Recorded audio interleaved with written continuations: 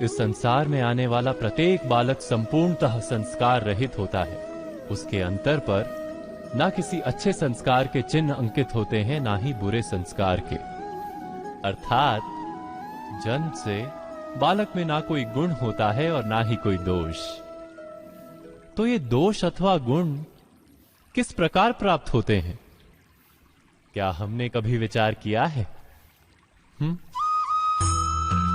जो बात माता पिता के मुख से निरंतर सुनी जाती है, वही बात उनकी संतानों के हृदय का संस्कार बनती है। जैसे किसी गांव में नदी तट तक एक पगडंडी बन जाती है केवल उस मार्ग पर बार बार चलने के कारण। अर्थात माता पिता के हृदय की इच्छाएं उनकी संतानों के हृदय का दोष अथवा गुण बनकर जन्म लेती हैं। क्या ये सत्य नहीं? पर फिर भी जब उनकी संतानों में कोई दोष दिखाई देता है तो माता पिता आश्चर्य और दुख से भर जाते। माता पिता का हृदय ये प्रश्न करता है कि उनकी संतानों में ये कुसंस्कार आए कहां से।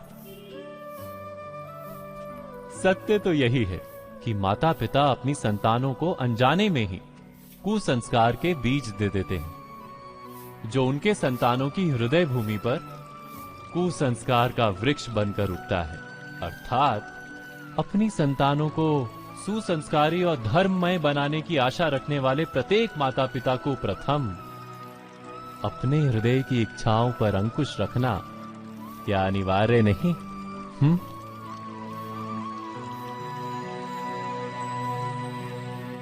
प्रत्येक माता पिता इस पर विचार अवश्य कीजिएगा।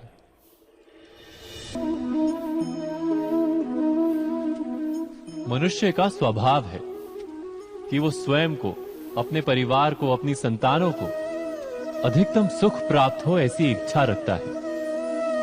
इसी कारण से हम सदा श्रम और कष्ट से अंतर रखते हैं, विश्राम और सुविधाओं को बढ़ाने का प्रयास करते हैं। स्वयं अपने जीवन का विचार कीजिए, क्या ये सत्य नहीं कि हम अपनी संतानों के लिए सदा ही विश्राम और सुविधा का आयोजन करते हैं? पर क्या कभी सोचा है केवल विश्राम से क्या लाभ प्राप्त होता है? केवल सुख और सुविधा जिन्हें प्राप्त हो उनका जीवन कैसा होता है? शरीर जब श्रम करता है तो अधिक स्वस्थ बनता है। बुद्धि भी जब कठिन चुनौतियों का सामना करती है तो अधिक तेजस्वी बनती है। ये हम सबका अनुभव है, पर हम शायद ये भूल जाते हैं कि मन और आत्मा को जब कठिनाइयां प्राप्त होती हैं, तब वे भी अधिक बलवान होती हैं। अर्थात जब भी हम अपनी संतानों को श्रम और दुख से दूर रखने का प्रयास करते हैं, क्या वास्तव में उनके सुख का मार्ग बंद नहीं कर देते? स्वयं विचार कीजिए।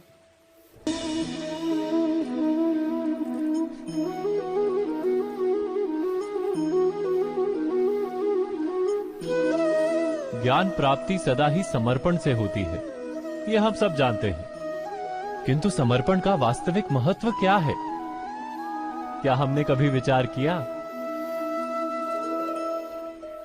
मनुष्य का मन सदा ही ज्ञान प्राप्ति में विभिन्न बाधाओं को उत्पन्न करता है।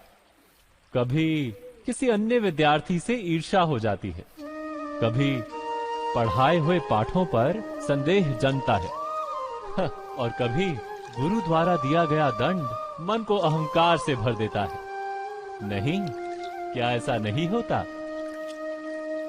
न जाने कैसे कैसे विचार मन को भटकाते हैं और मन की इसी अयोग्य स्थिति के कारण हम ज्ञान प्राप्त नहीं कर पाते।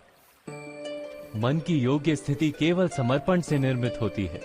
समर्पण मनुष्य के अहंकार का नाश करता है।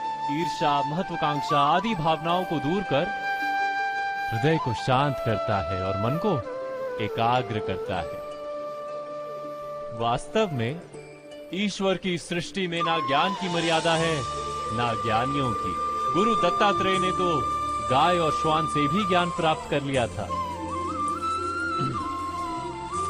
अर्थात विषय ब्रह्म ज्ञान का हो या जीवन के ज्ञान का, या गुरुकुल में प्राप्त होने वाले ज्ञान का, उसकी प्राप्ति के लिए गुरु से अधिक महत्व है उस गुरु के प्रति हमारा समर्पण। क्या यह सत्य नहीं? स्वयं विचार कीजिए।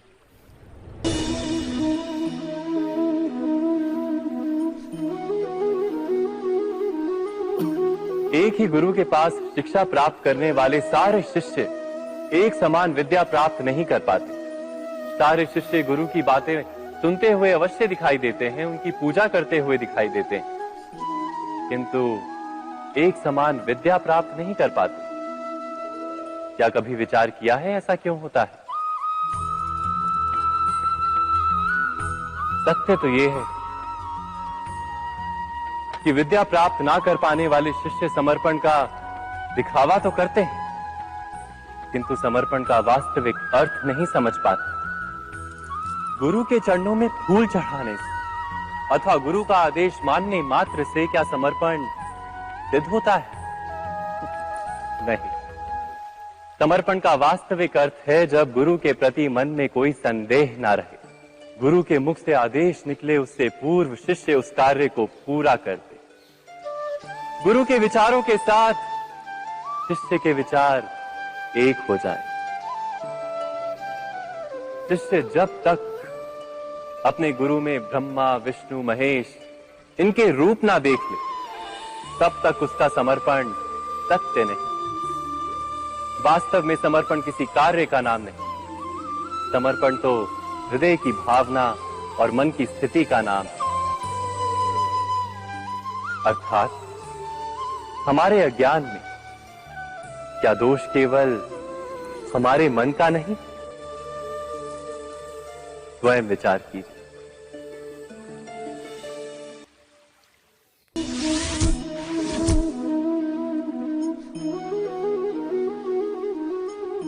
श्रेष्ठता का क्या अर्थ है? श्रेष्ठता का अर्थ है दूसरों से अधिक ज्ञान प्राप्त करना। अर्थात मूल्य इस बात का नहीं कि स्वयं कितना ज्ञान प्राप्त किया, मूल्य इस बात का है कि प्राप्त किया हुआ ज्ञान अन्य लोगों से कितना अधिक है।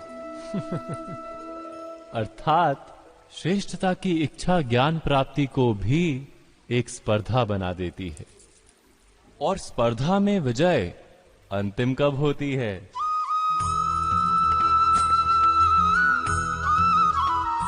कुछ समय के लिए तो श्रेष्ठ बना जा सकता है, किंतु सदा के लिए कोई श्रेष्ठ नहीं रह पाता। फिर वही असंतोष, पीड़ा और संघर्ष जन्म लेता है। किंतु श्रेष्ठ बनने के बदले यदि उत्तम बनने का प्रयत्न करें तो क्या होगा? उत्तम का अर्थ है कि जितना प्राप्त करने योग्य है वो सब प्राप्त करना, किसी से अधिक पाने की इच्छा से नहीं, मात्र आत्मा की तृप्ति हेतु कुछ प्राप्त करना। उत्तम के मार्ग पर किसी अन्य से स्पर्धा नहीं होती, स्वयं अपने आप से स्पर्धा होती है। अर्थात उत्तम बनने का प्रयत्न करने वाले को देर अबेर सारा ज्ञान प्राप्त हो जाता है, बिना प्रयत्न के ही वो श्रेष्ठ बन जाता है। किंतु जो श्रेष्ठ बनने का प्रयत्न करता है वो श्रेष्ठ बने या ना बने, उत्तम कभी नहीं बन पाता।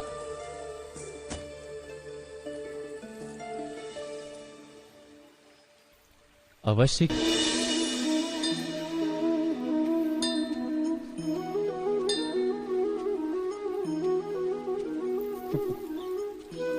जब जब मनुष्य के सामने कोई विकट स्थिति आती है तो मनुष्य ईश्वर से प्रार्थना करता है, ईश्वर के समक्ष याचना करता है कि वो स्थिति से उभरे।